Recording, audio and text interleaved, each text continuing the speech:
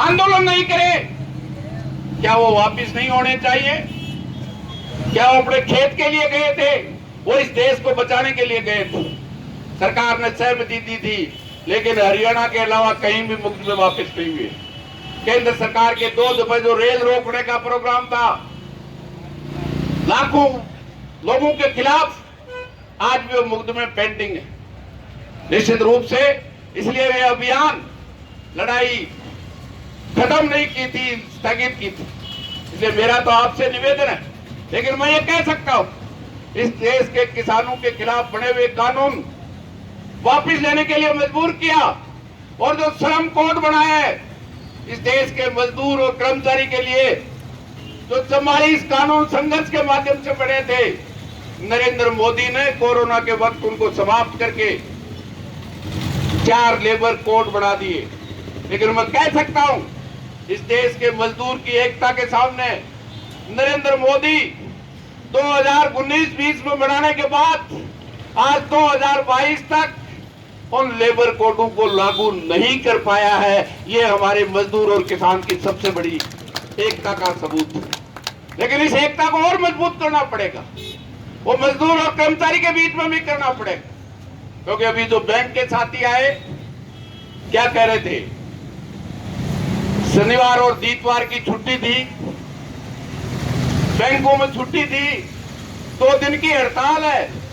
ज्यादातर बैंक कर्मचारी हो, LIC के कर्मचारी हो, 4 दिन की छुट्टी मान करके अपना प्रोग्राम बना के चले। किसान के हाथ 6 महीने की मेहनत को इकट्ठा करने का सवाल है, वो उस तरह से नहीं आ सकता।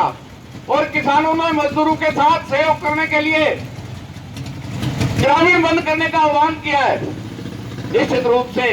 इसलिए आज एक एक कर्मचारी को भी, मजदूर संगठनों को भी, एक एक मजदूर को समझाने की आवश्यकता है, उसकी राजनीतिक चेतना को समझाने की जरूरत है। एक एक किसान को इस MSP और सरकार की, केंद्र सरकार द्वारा लिखित में किए हुए समझौते को लागू कराने के लिए एक एक किसान के बीच में जाएगा।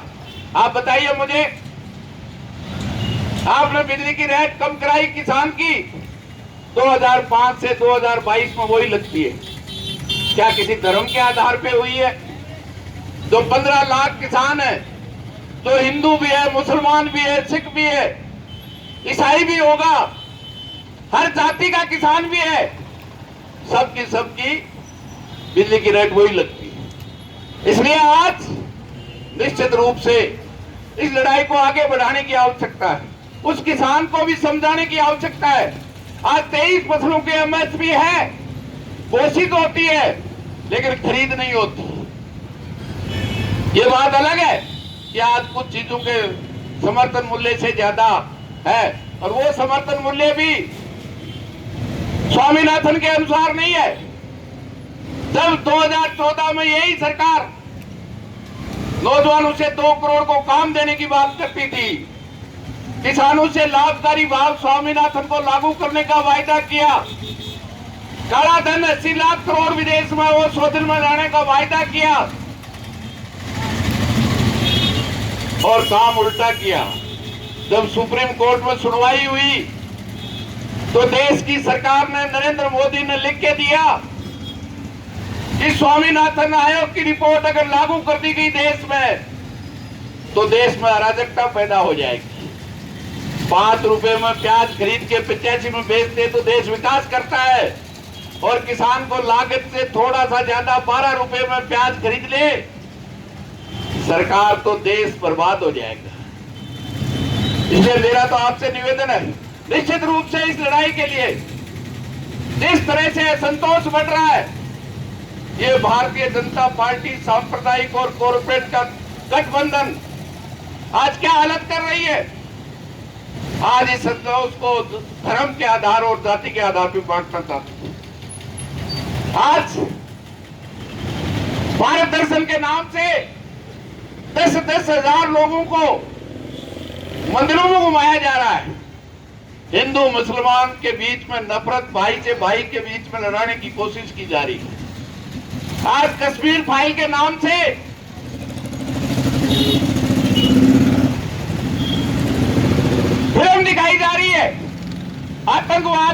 कश्मीर में न केवल हिंदुओं को मारा है, न केवल मुसलमानों को मारा है, बल्कि तमाम हिंदू, मुसलमान, सिख, ईसाई, बौद्ध जो भी आतंकवाद के खिलाफ बोला, उनको गोली का निशाना बनाया गया। हमारा विधायक यूसुफ तारागामी, जिसको कश्मीर छोड़ने के लिए बाध्य किया, जिसके परिवार के 4 सदस्य मौत के घाट आतंकवादियों द्वारा मौत के घाट उतार दिया गया, वो कहता है आतंकवादियों की गोली का निशान कश्मीरी हुआ है, चाहे वो हिंदू था चाहे मुसलमान था। लेकिन कश्मीर फाइल इसलिए दिखाई जाती है। आप महंगाई की बात मत कीजिए, आप देश में 50 साल में सबसे बड़ी बेरोजगारी है उसकी बात मत कीजिए, आप तो मंदिर और मस्जिद की बात कीजिए, हिंदू और मुसलमान की कीजिए। भारतीय जनता पार्टी का एकमात्र एजेंडा है हिंदू और मुसलमान। जाति के नाम से क्या हालत हो रही है।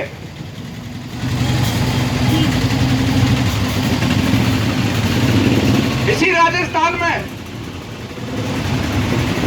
पाली में जितेंद्र पाल सिंह का गुनाह क्या है? केवल गुनाह यही है कि वो मूंछ रख ली। आरएसएस के लोगों को उसे चाकू से रोंद कर ऐसे होनहार नौजवान को मौत की घाट उतार दिया जाए। क्या हम ये एक्सेप्ट करेंगे? धर्म के नाम से कैसे लड़ाया जाए, जाति के नाम से किस तरह से उन गुंडों को, आरएसएस के लोगों को भेजकर लोगों की कत्लेआम की जाए, ये उस भारतीय जनता पार्टी इसलिए चाहती है क्योंकि जो अंबानी अडानी का यार है वो देश का गद्दार है। क्योंकि देश का मेहनतकश किसान, मजदूर, कर्मचारी, बेरोजगार नौजवान हिंदू मुसलमान में बढ़ता रहेगा, वो जाति के नाम से बढ़ता रहेगा, जाति के नाम से हत्याएं होती रहेगी।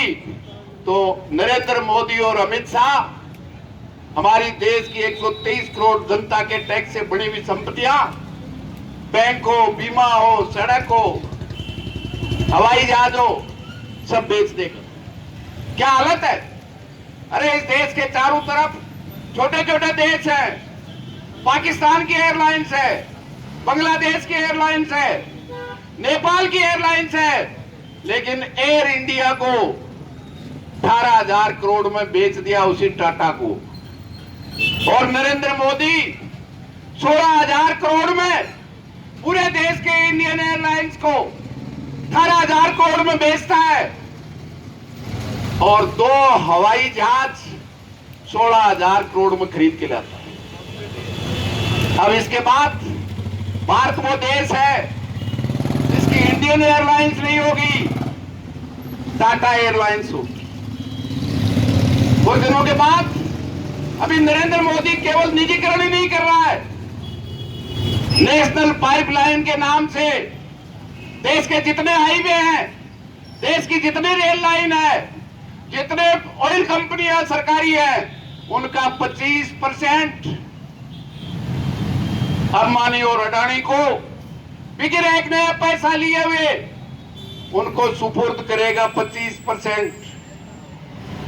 और केवल यह तय किया है कि तमाम देश की सार्वजनिक संपदाएं आज तो निजी हाथों में नहीं गई है, वो 25% को अंबानी और अडानी और उसके गुर्गे चलाएंगे और देश की सरकार को मात्र 1 लाख करोड़ चुकाएंगे। 1 साल के बाद वो 10 लाख करोड़ लूटेंगे और 1 लाख करोड़ अभी 25% है। अगर जनता खड़ी नहीं हुई, जनता को हम नहीं समझा पाए तो 50% करेगा, 75% करेगा और चोरी आते आते तो 100% कर देगा। आप और हम देख नहीं रहे किस तरह से लूट रहे हैं। आज की तारीख में पेट्रोल और डीजल की मूल कीमत 47 रुपया है। 47 रुपए में रिफाइनरी में रिफाइन करना, ट्रांसपोर्टेशन, पेट्रोल पंप के मालिक को कमीशन, सब जोड़ के 47 रुपया और लग रहा है 100 से ज्यादा। 112। जो केंद्र सरकार का सेंट्रल एक्साइज, उसका टैक्स तो 3 रुपया था, आज वो 34 रुपया है। 3 की जगह 34, शेष अलग है, मतलब 47 रुपया कीमत है और केंद्र सरकार का 42 रुपया टैक्स है। यही हाल राज्य का है। अरे राजस्थान में सबसे ज्यादा पेट्रोल डीजल बाड़मेर में निकलता है, लेकिन देश में सबसे महंगा पेट्रोल डीजल राजस्थान में मिलेगा। जिसकी खिचड़ी उसको 1.5 चाटू है। ये कौन बताएगा?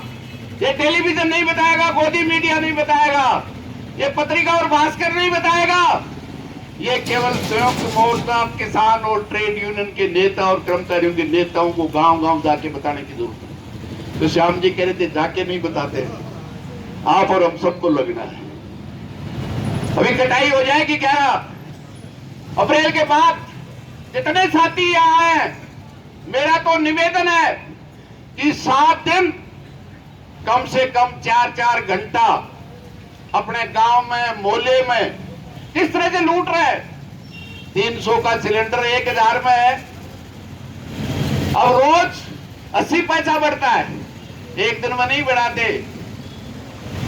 मोदी जी और मनमोहन सिंह जी कहते थे कंपनियों के हवाले, बाहर से तेल महंगा आएगा, आपको महंगी रेट में मिलेगा, सस्ता आएगा, सस्ता में मिलेगा।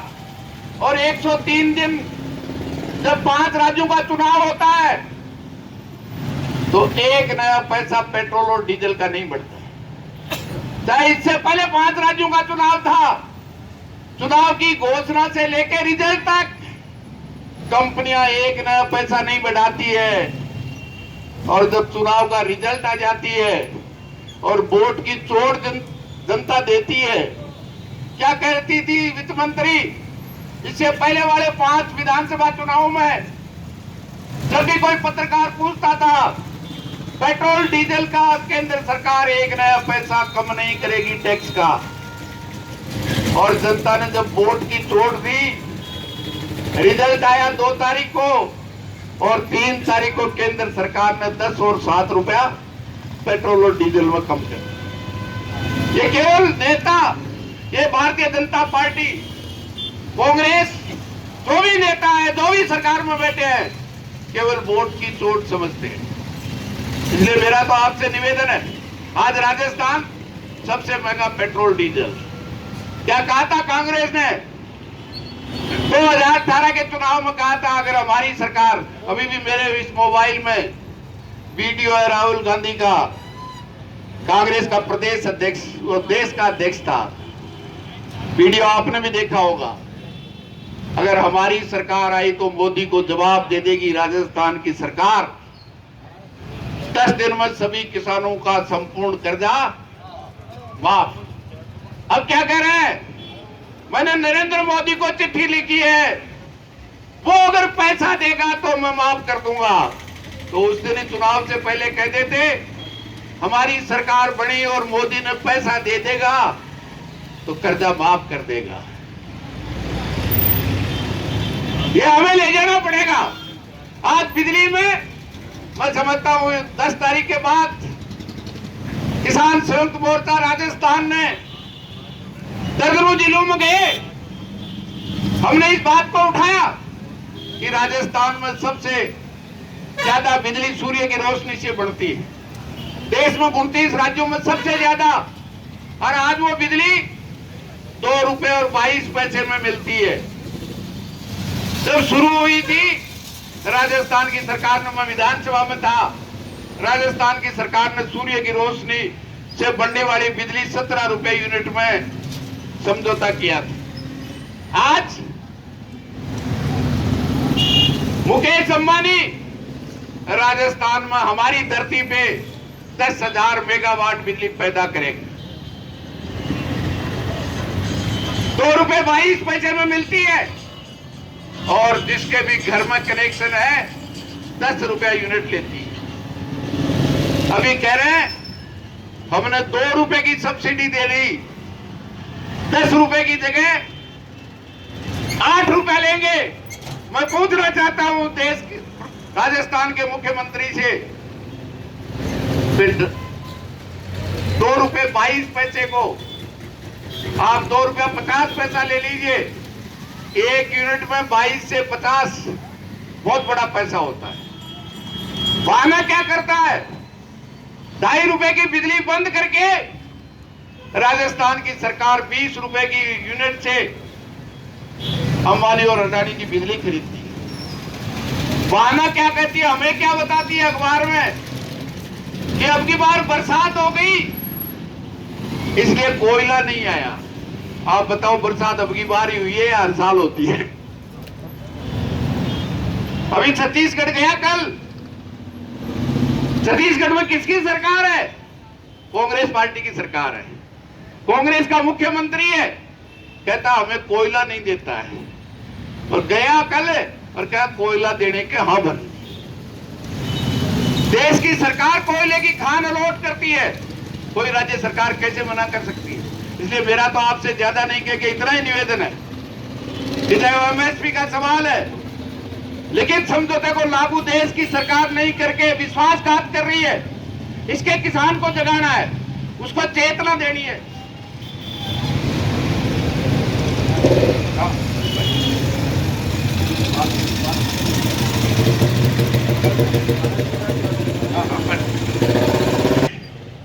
गाड़ियां देते रहे और वही बात करें, अगर सांप दिख दिया दे 364 दिन दिख जाए कालदार सांप तो मारने भागते हैं, और अगर नाग पंचमी के दिन दिख जाए तो दूध पिलाते हैं। ये नीतियों कौन लोग लागू कर रहे हैं? ये निजीकरण, ये 300 से 1300 डीएपी करने वाले, 47 रुपए का पेट्रोल डीजल, 100 और 112 कौन कर रहा है? वही सरकार कर रही है जो इस देश के किसान मजदूर नौजवान से वोट लेके गई। आज केवल किसान मजदूर और कर्मचारी परेशान नहीं है, छोटा इस देश का व्यापारी भी परेशान है। तमाम उसका खरीदार नहीं है। जब जनता की जेब में पैसा नहीं होगा तो बाजार में दुकान भी नहीं चलेगी। जिसकी 1 लाख की बिक्री थी रोज की, वो 20,000 में, और जिसकी 20,000 की थी वो 2,000 में जोड़ता कर रहा है। इसलिए मेरा तो आपसे निवेदन है कि इसके खिलाफ वो चेतना भी पैदा करनी है जो हमें मारने के लिए कानून बनाता है, जो हमें महंगाई से लूटने का। पेट्रोल और डीजल की रेट बढ़ने का मतलब है हर चीज की रेट बढ़ेगी, क्योंकि आज भी 90% सामान रोड के माध्यम से आता है। और रोड में जब पेट्रोल और डीजल का दाम बढ़ेगा, आज से 40 साल पहले अमीर की गाड़ी में, कार में पेट्रोल जलता था। आज तो जो गरीब सीकर, फतेहपुर, आज पास से जो मजदूरी करने के लिए, दैनिक मजदूरी करने के लिए मजदूर आता है, वो शहर में रह नहीं सकता। एक कमरे का किराया 3 से 5,000 रुपए एक कमरे का किराया। वो मोटरसाइकिल लेके आता है, कोई 30 किलोमीटर से आता है, कोई 40 किलोमीटर से आता है। वो 1 लीटर पेट्रोल जलाता है तो 70 रुपया केंद्र और राज्य सरकार के जमाने में टैक्स देता है। इसलिए लूट वैसे ही लूट है। जब राजा और रानियों का लागत बढ़ जाती थी तो कहते थे अभी टेढ़ा कर दो लगान, टेढ़ी कर दो बटाई। आज पेट्रोल और डीजल और बिजली से, क्योंकि उसके बगैर आज नहीं रह सकता। हमारी जैसी उम्र के लोगों ने, जिन्होंने 60 साल पार कर ली, जो गांव में रहते थे ज्यादातर, उन्होंने चिमनी और लालटेन से पढ़ लिए। क्या आज कोई चिमनी से पढ़ सकता है? इसलिए लूटने का तरीका केवल पेट्रोल, डीजल और बिजली से कर रहे हैं, और एक दूसरा मारने में कोई कमी नहीं छोड़ रहा। हमारे बछड़े पे पाबंदी लगा के जो करोड़ों रुपया मेलों में मिलता था, भादवा में, 95 में पाबंदी लगा के मारने का काम किया भारतीय जनता पार्टी ने। वसुंधरा ने जाते जाते ऊंट और सांड पे पाबंदी लगा दी।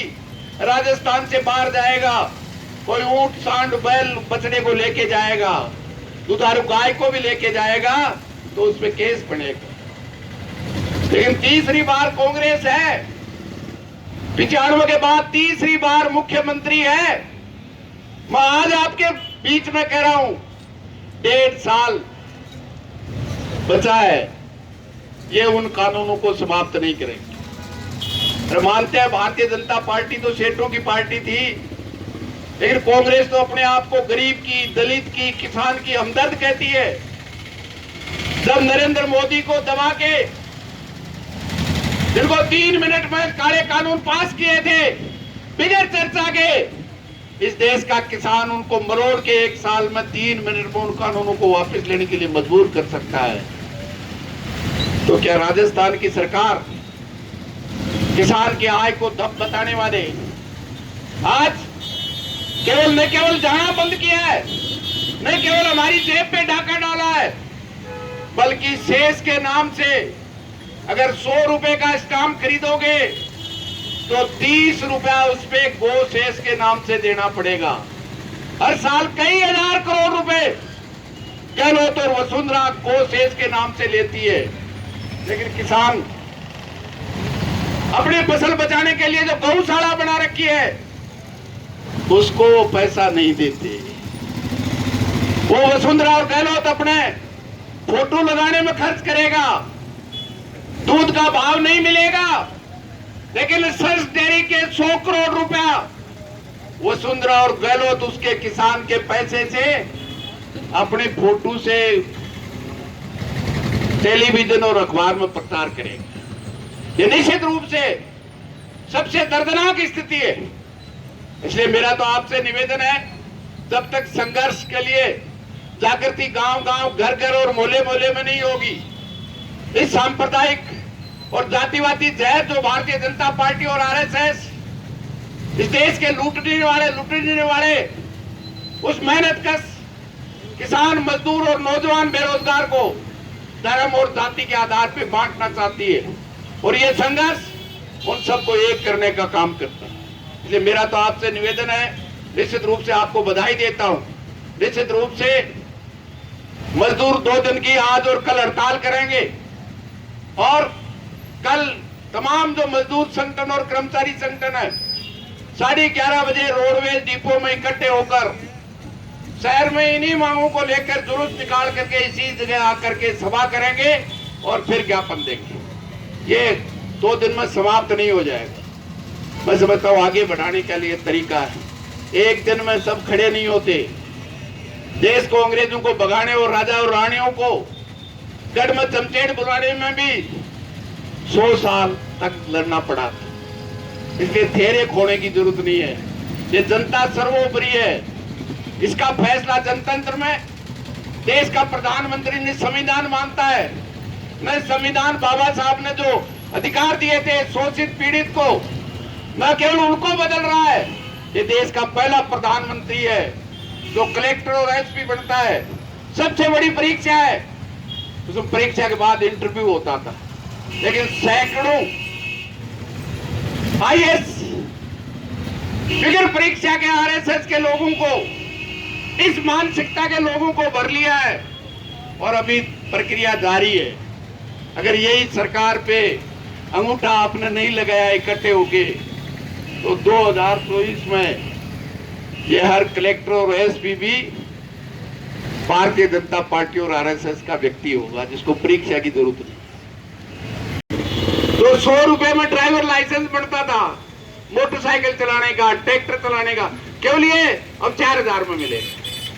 और मोदी जी अभी रुके नहीं है, ये मत मानिए। मोदी जी ने आदेश दे दिया है 10 साल के बाद ट्रैक्टर को कबाड़ी में बेचना पड़ेगा। ये हरफूल बैठा है इसके घर में 35 साल पहले का ट्रैक्टर खेत जोत रहा है, लेकिन मोदी जी कानून लेके आ गए 15 साल में ट्रैक्टर को कबाड़ी को बेचना पड़ेगा। 10 साल बाद में इन कार को बेचना पड़ेगा, जीप को बेचना पड़ेगा। किसके लिए? आपके लिए नहीं, ट्रैक्टर और जीप और बोलेरो बनाने वाली कंपनी की। इसलिए मैं कह रहा हूं, जो अंबानी और अडानी का यार है, वो देश का गद्दार है। आपके लिए कानून नहीं बनाएगा एमएसपी का, लेकिन ये कानून लेके आ गया 10 साल और 15 साल के बाद छोटी गाड़ी दिल्ली में लागू कर दिया। अभी राजस्थान में भी 4 शहरों में लागू कर दिया। 15 साल से पुरानी छोटी गाड़ी नहीं जाएगी। 15 साल बाद में आपका ट्रैक्टर खेत जोतने के लिए एक जगह हमला नहीं है। या तो भारतीय जनता पार्टी ने गाय बछड़े और ऊंट पे ही पाबंदी लगाई है। नरेंद्र मोदी ने पशु क्रूरता के नाम से कहा कोई पशु को आप नहीं बेच सकते। नरेंद्र मोदी को पशु की क्रूरता दिखती है। रेल के अंदर रिजर्व डब्बे में 82 की बैठने की जगह है और 182 जा रहे हैं। गांव में जाने वाली प्राइवेट बस 32 सीट पास है और ऊपर नीचे खिड़कियों में लटक के जीप से और गाड़ी के 120 लोग जा रहे हैं। आदमी की क्रूरता नहीं दिखती है, पशु की क्रूरता इसलिए दिखती है कि इस किसान की जेब को कैसे साफ किया जाए। ट्रैक्टर को कबाड़ी को देके, पशु की बिक्री में पाबंदी लगा करके, 300 वाली टीएसपी को 1300 करके, ये एक एक किसान के घर तक। मैं समझता हूं किसान सभा के कार्यकर्ता को, किसान संगठनों के कार्यकर्ता को जाना, मजदूर को ये लड़ाई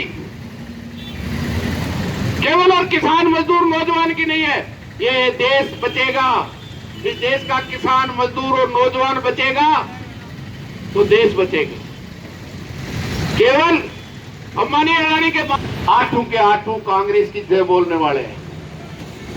बाबा जी दिल्ली में जो कह रहे थे ना पाइपलाइन, सीकर जिले की पेयजल की जो स्कीम है उसकी लागत है 8,000 करोड़ रुपया और सरकार ने घोषणा की है 500 करोड़ की। बात समझ में आती 200 करोड़ 2000 करोड़ करती, 8,000 की लागत है और 500 की घोषणा की है और 200 करोड़ भी लगेगा नहीं। केवल आपकी बात करने वाला है कोई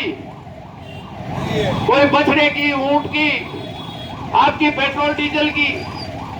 मैं समझता हूं वही लूट रहे हैं। 31 तारीख को कांग्रेस पार्टी महंगाई के खिलाफ कर रही है। मुझे गहलोत से कहना है वो अपना जितना भी टैक्स है, पेट है, वो आधा घटा दे। ठग मार के नरेंद्र मोदी और भारतीय जनता पार्टी की राज्य सरकार को भी घटाना पड़ेगा। जब पिछले 5 चुनावों में जब रिजल्ट आया 2 तारीख को, 3 तारीख को केंद्र सरकार ने घटाया, रात को भारतीय जनता पार्टी ने घटाया और 13 दिन बाद में गहलोत साहब। अगर महंगाई में लड़ना है तो अपना वेट है आधा कर दे, धक मार के मोदी और बीजेपी को भी कम करना पड़ेगा। लेकिन केवल लोगों को बेवकूफ बनाने के लिए 27 सितंबर को संयुक्त मोर्चा ट्रेड यूनियन ने भारत बंद का किया था। 8 एमएलए हैं सीकर में, आपने भी सीकर और कस्बे बंद किए। 8 में से 1 के भी दर्शन किए क्या है? वो हमारे लिए नहीं लड़ेंगे। वो मुख्यमंत्री और मंत्री का तो मनी अडानी का यार है। किसान मजदूर नौजवान कर्मचारी एकता जिंदाबाद। धन्यवाद।